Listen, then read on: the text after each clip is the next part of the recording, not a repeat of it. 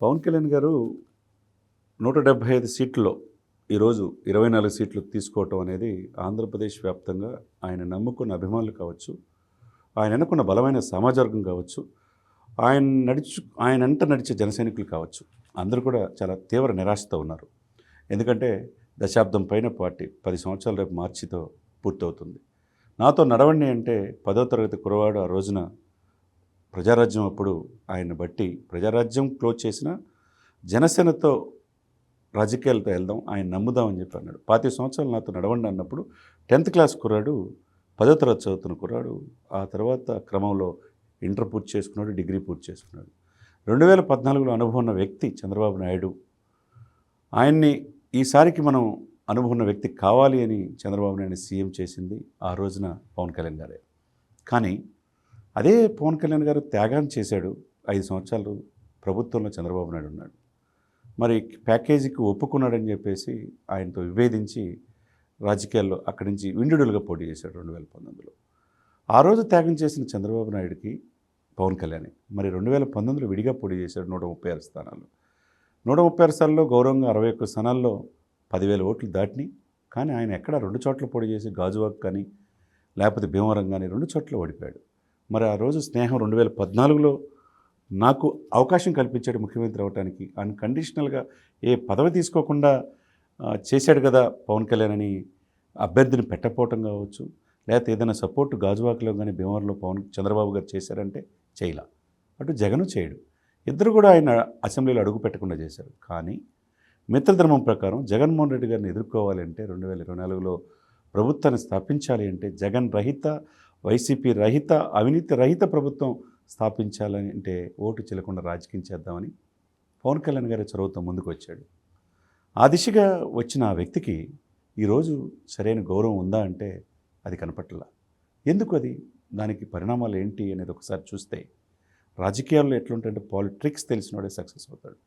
మరి 10 సంవత్సరాలు సఫిషియెంట్గా రాజకీయ అనుభవం ఉన్న పవన్ కళ్యాణ్ గారు ఇప్పుడు అనుభవం లేదంటారా?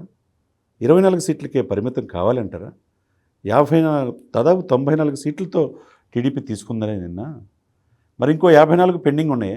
54లో కూడా బీజేపీకి కోరుకునే సీట్లు ఇచ్చి మిగతా అందరూ టీడీపీ తీసుకుంటే 24 ఎమ్మెల్యేలకే తన యొక్క సుదీర్ఘమైన రాజకీయ అనుభవం 16 సంవత్సరాలు గడిపిన ఆయనకి రాలేదంటారా? మరి చంద్రబాబు నాయుడు మిత్రధర్మం ఎందుకు పాటించట్లేదో అర్థం కావట్లేదు. 4.5 దశాబ్దాల సుదీర్ఘ అనుభవం ఉన్న చంద్రబాబు నాయుడు గారు అన్కండిషనల్గా ఆయనకి జైల్లో ఉంటే 55 రోజులు రాజమండ్రి జైల్లో ఉంటే ఆయన్ని సపోర్ట్ చేసిన వాళ్ళు ఎవరైనా ఉన్నారా?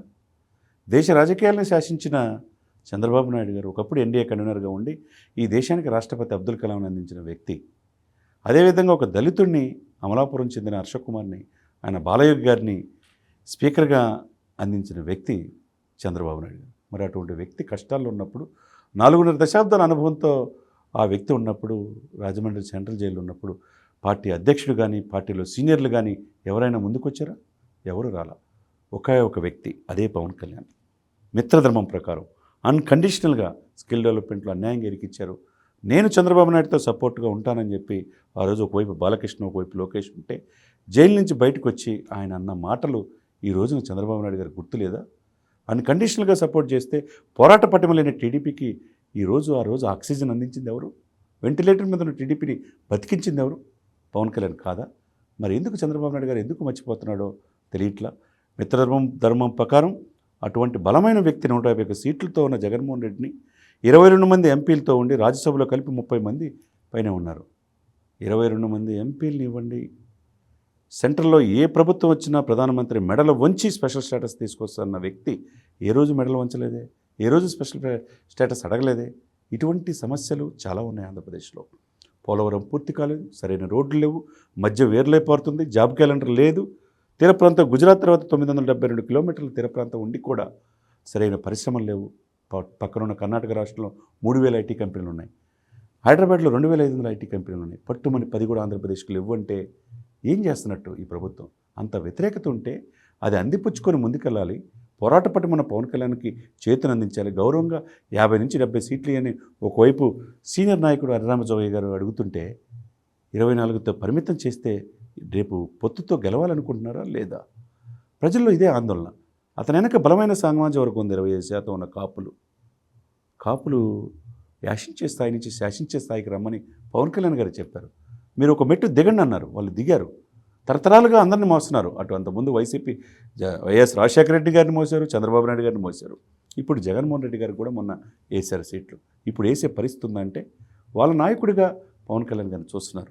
Single largest community in the state of Andhra Pradesh 25% ఉన్న కాపు తెలగ బలిజలు రాజ్యాధికారం దిశగా వెళ్తున్నారు. జేఏసీగా ఫామ్ అయిపోయింది.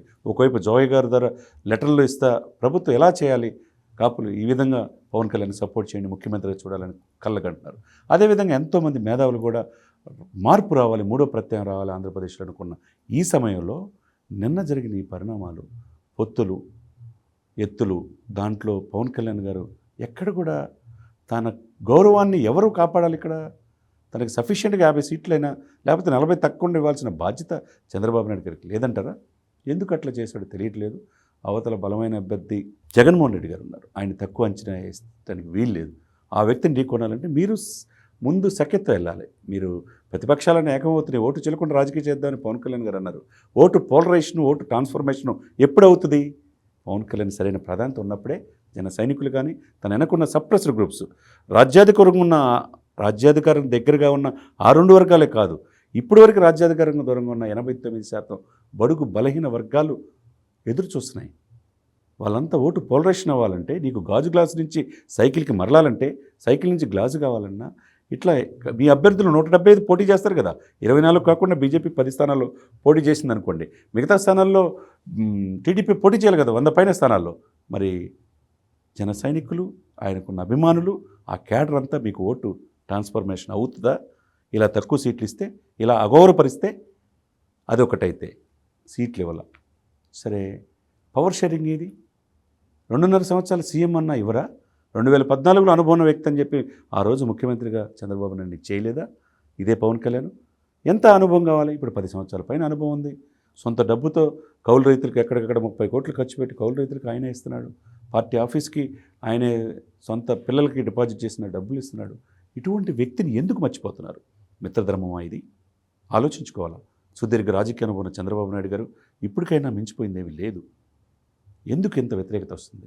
ఎక్కడికక్కడ క్యాటర్ని ఎందుకు ఉత్సాహపరిచి మీ పార్టీని బతికించిన పోరాట పట్టుమన్న ఆ వ్యక్తికి ఎందుకు చేతను అందించలేకపోతున్నారు?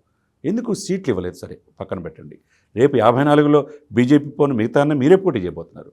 మరి ఎవరు? 24 సీట్లకే పరిమితం, 3 ఎంపీలకే పరిమితం.